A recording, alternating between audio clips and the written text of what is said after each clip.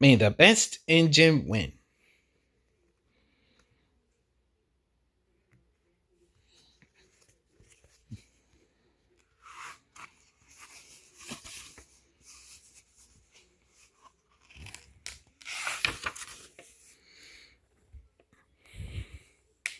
Early one morning on the island of Sodor, Sir Topham Hatt came to the yard. Thomas and Emily were preparing for a busy day.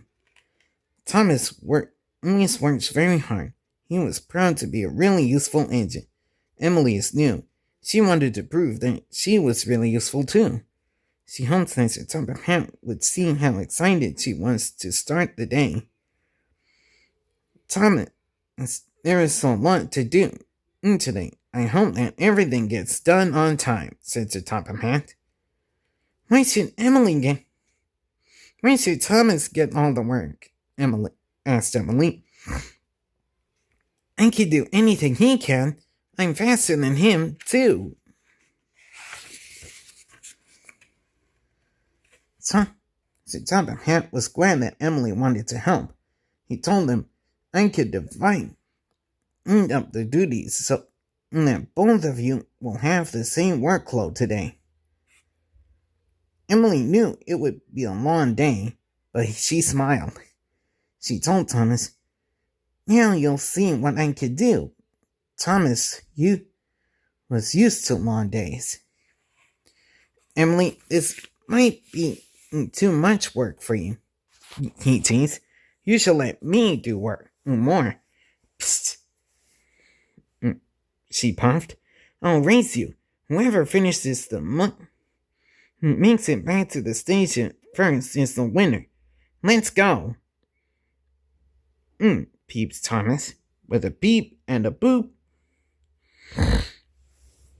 Thomas and Emily left the station side by side.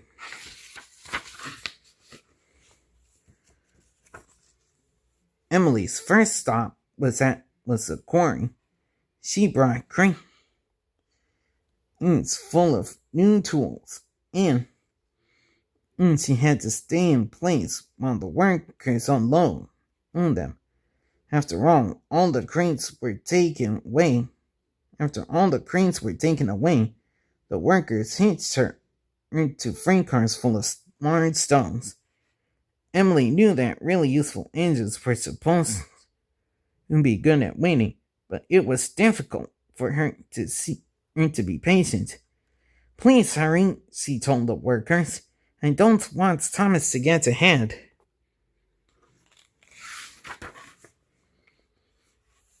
While Emily was at the quarry, Thomas was running his branch line. He moved from station into station. At every stop, more passengers got off, and Annie and Clarabelle got lighter and lighter. I'll bet I'm pulling ahead of Emily already, thought Thomas. Along the way to his last station, Thomas saw Emily. She was going to Sudbury with stone from the quarry. There you are, slow coach, she called. Thomas laughed. That stone looks awfully heavy, he said.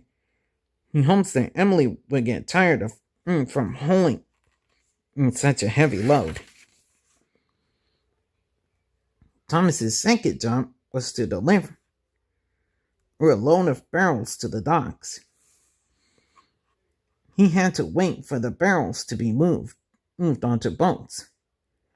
Thomas was not a very patient engine, but he knew it would do no good to win the race if he didn't do his job just right. The other engines will tease me forever if Emily wins, he thought.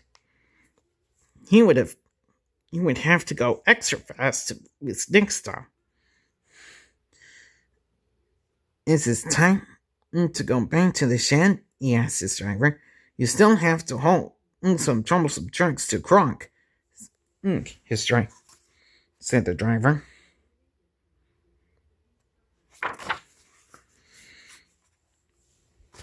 Troublesome truck. inks were always bumping and bashing. Thomas had to work hard to keep them in line. "Don't try anything funny," he said as they left the station. But soon Thomas had to stop at a signal. The signal explained, "Some rocks have fallen onto the tracks. You have to wait till the way is clear." "Oh, bother," said Thomas. "I wonder where Emily is now."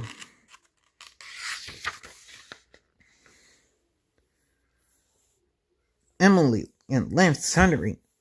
Her final job was special along the mountain route. On the way, she passed Thomas, who was stopped at the signal. "Poor Thomas," she called to him. "Looks like you're stuck."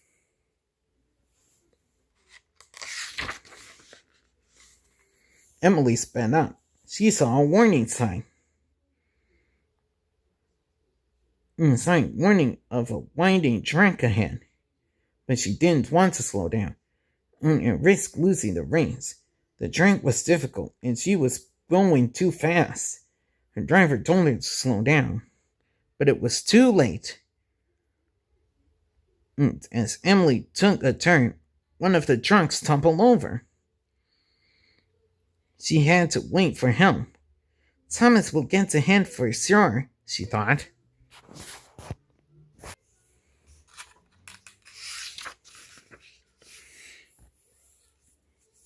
Thomas was having better luck.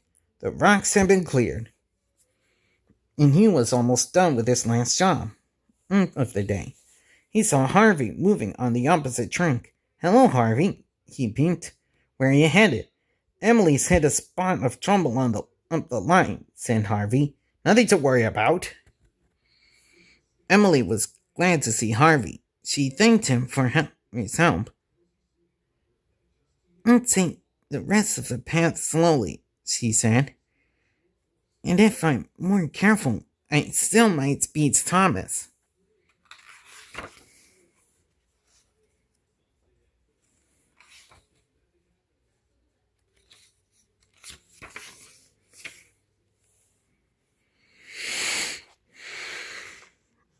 Thomas was having some difficulty with the troublesome trucks. They made him go faster than he wanted to, but his brakes were strong, and he was able to stay on the tracks. Once the troublesome trucks were unhinged, he sped away toward home. "I hope Emily isn't there yet." He thought. The sun was nearly setting by the time Thomas arrived at the yard. He didn't see Emily anywhere. Emily arrived only a minute later. When she saw Thomas, she frowned. She had really wanted to beat him. Thomas saw her sad expression. He knew that he would have been sad if he had lost, so he decided not to brag. "That was a close race," he said. "You won fair and square," said Emily.